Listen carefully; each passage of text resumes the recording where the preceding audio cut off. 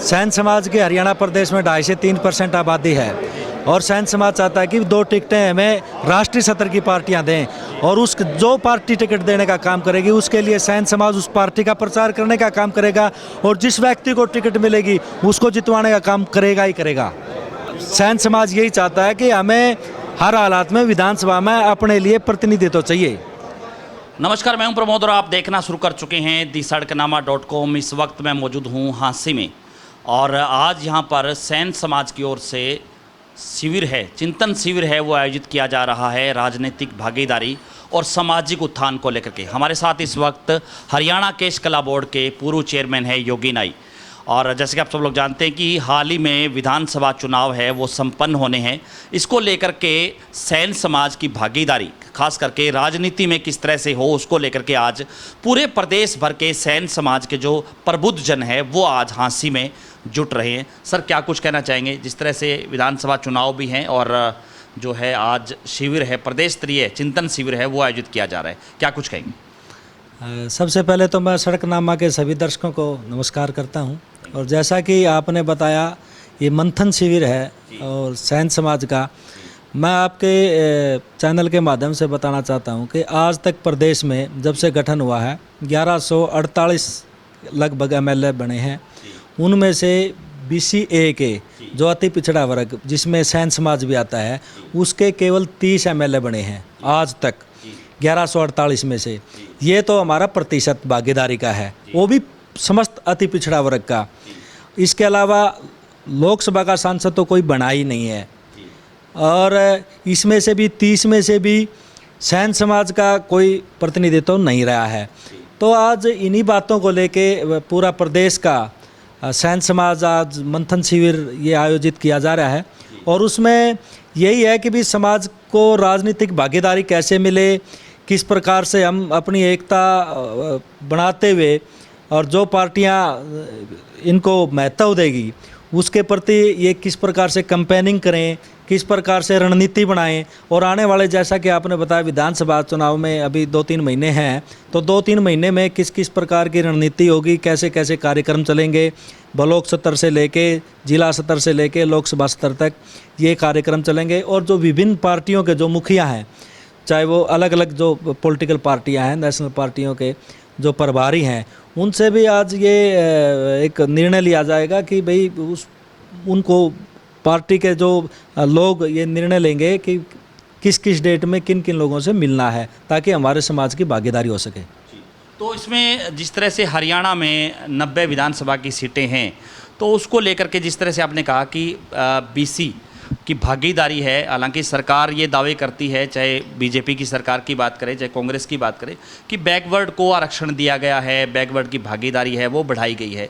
लेकिन राजनीति में भागीदारी आप कैसे समझते हैं कि कितनी का आप मानते हैं? और जो कि विधानसभा चुनाव है तो उसमें कितने % यानी कि 90 सीटें हैं तो उनमें कितना रहना चाहिए, क्या लग रहा है? देखिए, मेरा ये मानना है कि अगर वो आरक्षण की अगर हम बात करें तो लगभग 27% OBC का आरक्षण बनता है। अगर हम आबादी के हिसाब से बात करें तो लगभग BCA की जो है वो 32% के लगभग आबादी है, जिसमें लगभग 72 जातियाँ आती हैं। नाई, धोबी, तेली, मनियार, सुनार, लोहार, कुमार, छिंपी, जोगी, जंगम, कंबोज, रबारी, जांगड़ा, ये जो जातियाँ हैं, इन जातियों में जो आज तक जैसा कि मैंने पहले बताया केवल 30 MLA बने हैं हरियाणा गठन से लेकर आज तक। तो आप ये देख सकते हैं किस तरह की भागीदारी इनको मिल पाती है। दूसरी बात, मैं पीछे सरकार बनी थी चौधरी भूपेंद्र सिंह हुड्डा के नेतृत्व में, उस वक्त हरियाणा केश कला एवं कौशल विकास बोर्ड सैन समाज के लिए बनाया गया था। उसके लिए हम धन्यवाद करते हैं हुड्डा साहब का कि उन्होंने समाज की मांग को देखते हुए इस बोर्ड का गठन किया। और धन्यवाद मैं ये भी करना चाहूँगा कि भी अलग अलग पार्टियों से लोग आज इकट्ठे हुए हैं। ये केवल समाज का मंथन शिविर है और इस मंथन शिविर में भविष्य में कैसे रणनीति बनाएं उसी के ऊपर ये चर्चा है। और अब ये समाज जागरूक हो चुका है, इस बात में कोई दो राय नहीं है। सीधी सीधी बात है, समाज ने नारे दिए हैं अब की बार सैन समाज का विधायक होगा और सारे एकजुटता से काम करेंगे, उसके लिए कैंपेनिंग करेंगे समाज की तरफ से। हालांकि ये माना जाता है कभी भी जब भी चुनाव होता है, चाहे खास करके अपने हरियाणा और, तो सैन समाज की एक अपनी आप में एक बड़ी भूमिका रहती है, क्योंकि जितने भी चाहे हम हेयर सैलून की बात करें तो वहाँ पे एक इस तरह की चर्चा होती है कि उस विधानसभा में कौन चुनाव जीत रहा है, और वहीं से जो है एक किसी समय में चौधरी देवीलाल कहते थे कि राज तभी बनेगा तब उस पार्टी की हवा बनेगी, और हवा बनाने के लिए सैन समाज का एक बड़ा योगदान रहता है, क्योंकि सैलून की दुकान पे जहां 36 बिरादरी के लोग पहुंचते हैं वहां पे अगर कोई चर्चा है तो वहीं से फिर आकर के हवा बनती है। लेकिन भागीदारी आप बता रहे हैं कि बिल्कुल कम रहती है, न के बराबर है, कि कभी कोई पार्टी है वो टिकट नहीं देती है।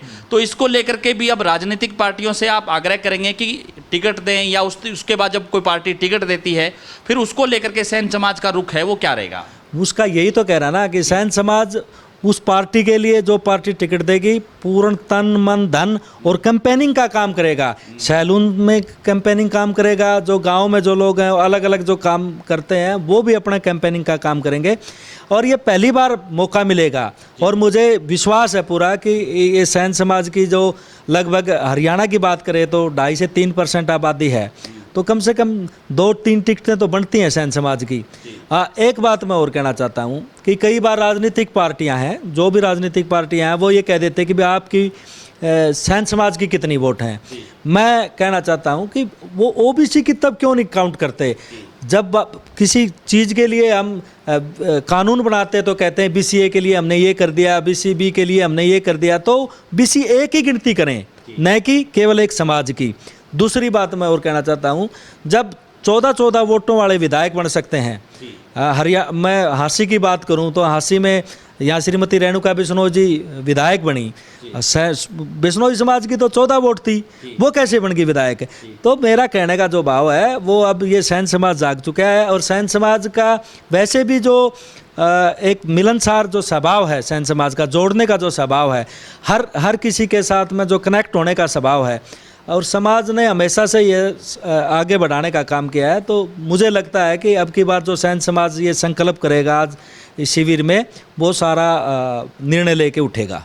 तो हांसी में भी योगी नाई है, वो भी एक ये कहेंगे कि दावेदार है टिकट के लिए, क्योंकि कांग्रेस में आप जुड़े हुए हैं, कांग्रेस ने आपको केशकला बोर्ड का भी चेयरमैन बनाया, तो आपको क्या लग रहा है कि दावेदार हैं आप हांसी को लेकर के? पार्टी आप पे विश्वास जताती है, चुनाव लड़ने के लिए तैयार हैं?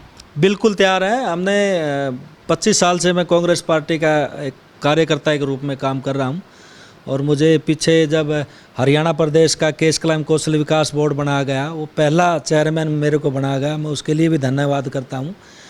और पार्टी मुझ पर विश्वास करेगी, चौधरी भूपेंद्र सिंह हुड्डा जी का आशीर्वाद रहा तो बिल्कुल चुनाव लड़ेंगे, और समाज पूरी तरीके से साथ होगा। धन्यवाद।